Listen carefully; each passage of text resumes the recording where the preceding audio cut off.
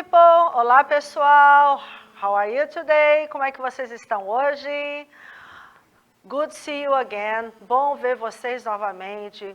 Good be here again. Bom estar aqui com vocês novamente, tá?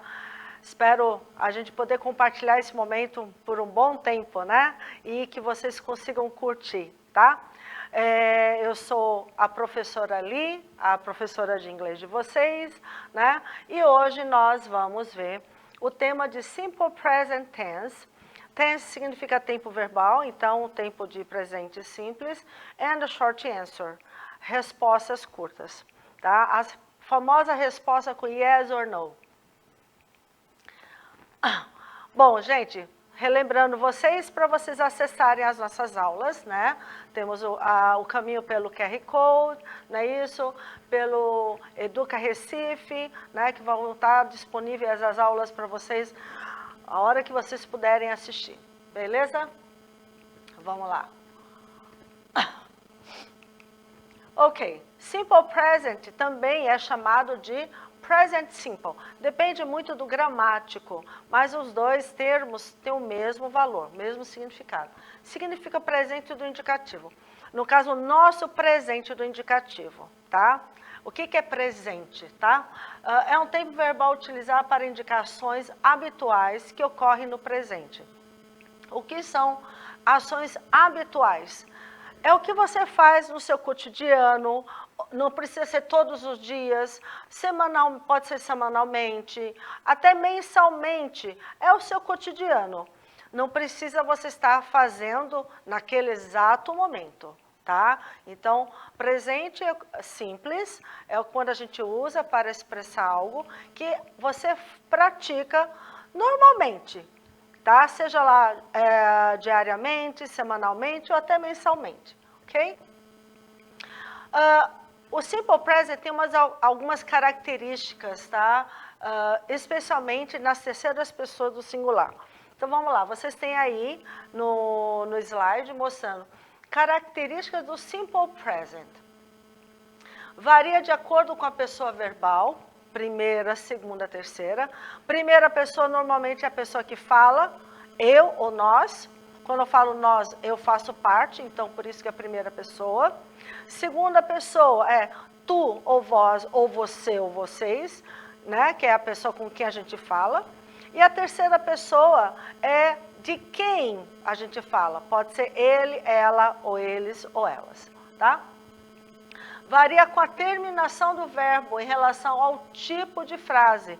Então, o verbo pode variar de acordo com a frase. Se a frase for afirmativa, negativa ou interrogativa. Então, vai variar um pouquinho o verbo aí. Quando for o verbo to be é um verbo que a gente estuda sempre, tanto em inglês quanto em português, tá?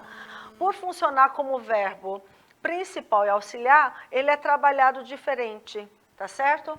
E só vai variar nas três formas no presente: am, is ou are, ok?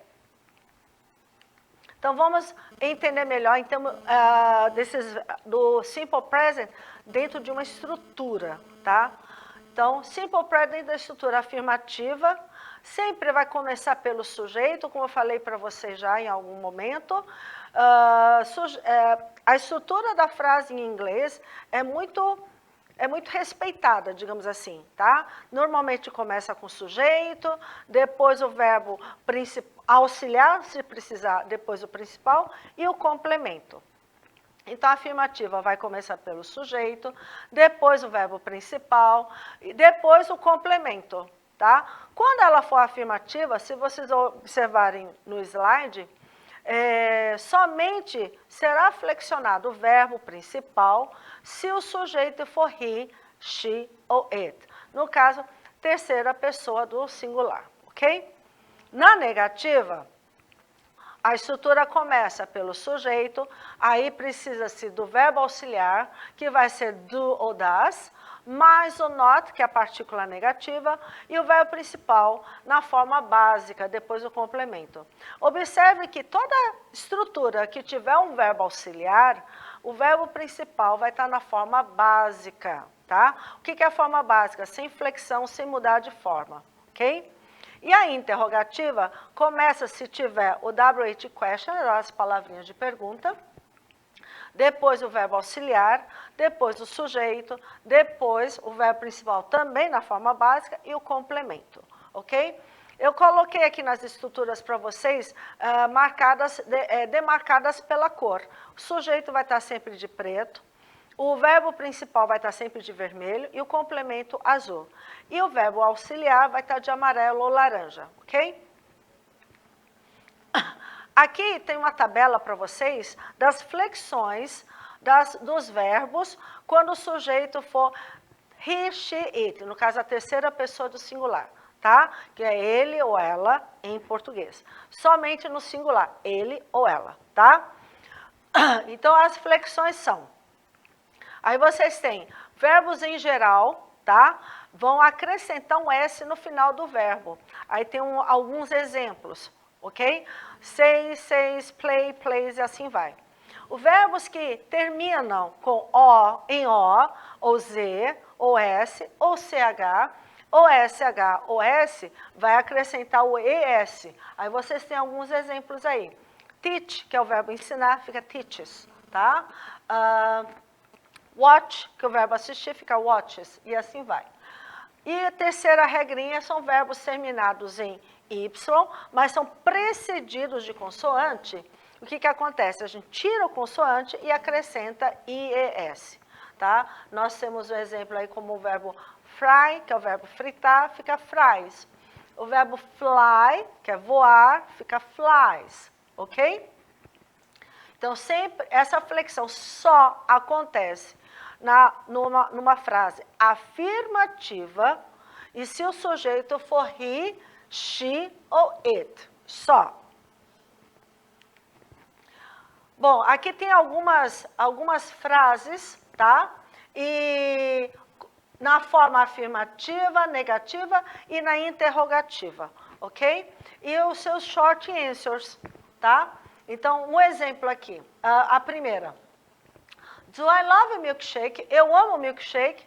O short answer dele vai ser o quê? Yes, I do ou no, I don't.